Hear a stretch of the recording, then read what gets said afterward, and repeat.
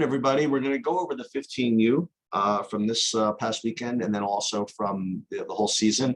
And I want to apologize. I mean, it's not my fault, but I don't know what it is about the 15Us, but the footage is very fishy on one of the games. I was only able to get like 2/3 of it. Not my fault, just the internet connection there was just really, really poor for the provider. And so Be The Beast kind of choked with some of the 15s, and they basically choked the entire 14s. And again, it's something to think about. Some of these sites, specifically Spooky Nuke. Spooky Nuke is a terrible internet connection. So if you want good footage from there, you might want to invest in having one of the parents film it and then have me or one of the brothers that comes, whatever. Like if Spins brings his brother, let him film, and then he could upload it to my server and then we could deal with it. Anyway, you guys went 2-1. And we want to go over this because I know you guys are particularly worried about the turnovers because that's what you guys saw. But I always like to confirm that type of stuff from the numbers. And because sometimes it's an illusion, but sometimes it's reality. And it's important to kind of separate one from the other. So remember what we're trying to look at here. We're trying to get from this age group 45% effective field goal percentage would be probably passable for 15s, and maybe 47% is a decent goal. Turnover rate we want above 20% or below for this age group. An offensive rebound percentage hopefully about 30. So let's just take a look at this. And this is the first game, a game that they won kind of comfortably. And you'll see that the effective field goal percentage is extremely strong, right? 50% is really, really good for this age group. And totally take that. The real issue here, even though you won, is this 27% turnover rate, as you suspected. Now, one thing I will tell you, just so you know, this turnover rate is not as simple as 27% of your possessions resulted in turnovers. That's not what turnover rate is. Turnover rate is actually an advanced metric, which is a very complicated, well, not complicated, but kind of an involved formula, which I'm showing up here. So it's just used in 4 factors to compare apples to apples. So it's not exactly accurate to say that 27% of their possessions result in turnovers. That's not exactly true, but it's certainly the case that it's too much, right? Because we want this to be 20% and it's 27%, and that's really bad, as you guys suspected. But it's always good to have the numbers kind of confirm this. And this is in your win. Good thing, 38% offensive rebound percentage, extremely strong. And again, what that means is that of the times you could have gotten offensive rebounds, of all the times you shot the ball, you got them 38% of the time, which is really, really good. Okay. So with the exception of the turnover rate, good game, but this turnover rate is something that really has to be addressed. Let's take a look at the shot chart. And the shot chart is just pristine. I mean, this is awesome. You'll notice that, I mean, these guys are my heroes in this game. You see no FCFs, and I'm going to use that. None of these floaters from here, none of these mid-rangers, everything from either around the rim or out here. And I will also say that a good majority of them were from right around the rim. 30 of the 41 shots were right at the rim. So they only had to take 3, 5, 7, 12 threes. So they were, what was that right? 5, 7, 11. So they were 3 for 11 from 3. And even that's not the end of the world. Because if they took one more and they made it, they would have been right on pace. So it's not even a big deal. And this is perfect. I mean, these guys are incredible for doing this. You show me shot charts like this, you're just not going to lose. I promise you. Unless you continue these turnovers. Let's take a look at the box score, where we can look at individuals. So individually, I mean, Sean finally had a good game. I was worried about him, but look, everything was right around the rim. He finally made his first 3 of the season. Randolph around the rim, Joel around the rim, pretty much everybody was really, really good. And the guys who were taking 3s, Sean took 1, Randolph took 1, Ryan took 3. I don't think he should ever be taking 3s, but in any case, Frankie was even 0 for 2. What is Justin doing with taking 1 shot the whole game? And only playing 13, did he get hurt? I don't know what this is. But let's take a look at the turnovers just to see where they're coming from. Spins, 3, and this unfortunately is a pattern. Randolph with 3, and unfortunately that is a pattern. And then there's Seth, Frankie, Ben with 3. Wow, that's surprising to me. I wouldn't have expected that. In any case, it's the truth. And we'll go into see where these criminals, who the criminals are in the later games. But overall, I would be positive about the shot selection and the efficiency, but really this turnover rate is not going to let you win games too often. Because as John was saying when he was texting me yesterday, remember, it's pretty simple. If you turn the ball over, you can't make anything. Like, you have a 0 effective field goal percentage when you're turning the ball over. So very important. Let's take a look at the next game. Few early risers. This was the game that you won. Very low scoring game. This was what got you to 2-0. But let's take a look at this because this was really, really ugly. Now, even though I only got like 2/3 of this game, weren't that many more points scored than this. So a lot of gaps in this, but the ratios are still probably worth mentioning. First of all, from effective field goal percentage, we're 38%, which is extremely poor. Okay. And your turnover rate, again, 32%, really, really bad. It's amazing that you won this game. I mean, the reason you won is because the opponents, and I commented this to Chris as the game was going on. I don't think I've ever seen a team shoot as poorly as this. The team in blue had a 21% effective field goal percentage. In raw shooting, they were 9 for 49. I don't think I've ever seen that at even, I mean, I even charted 7th grade.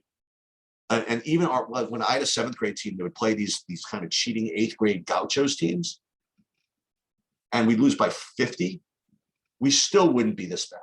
Okay, so this is what was needed for you to win this game. Think about that. Was playing a team that had an effective field goal percentage worse than the worst 7th grade team. And when you think about this, you only won this game by a little bit, and only because they were the worst team I've ever seen shooting the ball. And the reason why they were in this game is because of their turnovers, and it's just terrible. So let's take a look at the shot chart, and we got to go back to the early risers game. Even you guys, you were 3 for 13 around the rim. I don't know what that is, but so overall, I mean, the shooting was whatever. You missed like a bunch of layups. I guess that's pretty bad, but it's the turnovers. It's just the turnover rate. From 3, you guys were passable, I guess. 2 for 6, 2 for 7, 3 for 9. Not really 3 for 14. So you were overall like really poor in this game. Your shot selection was fine. You just missed everything. And listen, if you're going to miss everything, and you're going to turn the ball over. I really want to get on you for this game. Is that just think about this? The only way you guys won was because you played like the worst team in history. That was it. So again, turnovers, really, really big problem. There are probably ways to fix it, either for motivation or philosophy or scheme or whatever. But yeah, that is definitely a problem. Let's take a look at the box score.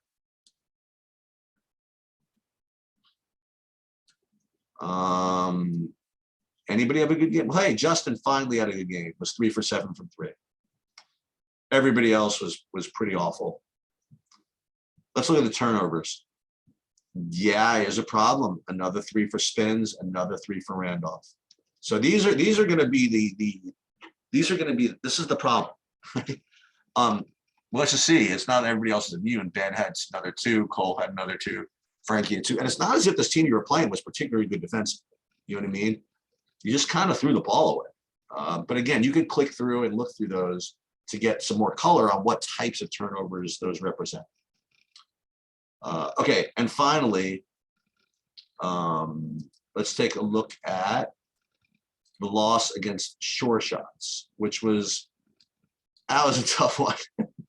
The way the game ended was tough. We'll talk about that some other time, but let's just focus on the stats here. And the stats are probably no better. So 40% effective field goal percentage, which is pretty bad. But you look at this, your opponent had 32% effective field goal percentage. So how could you lose? Look at the difference. So sure shots turnover rate was 8%, and you guys were another 27.8%. That's really, you just can't win like that. That's just the bottom line. Your offensive rebound percentage was fine. I mean, you guys crash the boards really nicely. That's one thing to gather from this, but you just can't win turning the ball over this much. Let's look at the shot charts. Shot chart for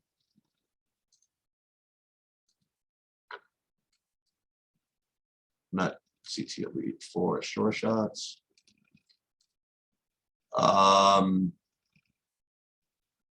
Not particularly awful. 3 floaters. I'd rather get rid of those. I'd rather get rid of these 2 mid-rangers you made, and you just couldn't make anything from 3. So 0 for 6, 0 for 9, 1 for 12. So the combination of you going 1 for 12 from 3 and your turnovers is just that's why you lost. Your rebounds were fine. So what's easier to fix? Your 3-point shooting percentage or your turnovers?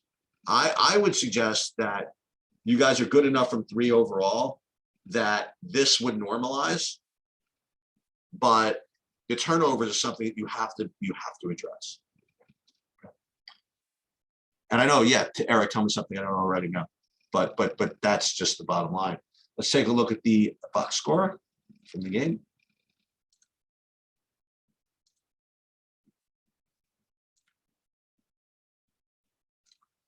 Let's see, first of all, shooting. Cole, 4 for 5, nice game. Let's see the 3-point shooting. Frankie, ouch. He was only 0 for 1, I guess. Justin, back to business, 0 for 5. Goodness gracious. Sean, 0 for 3. Spins. Now let's look at the turnovers. Wait, is this like going to be every game?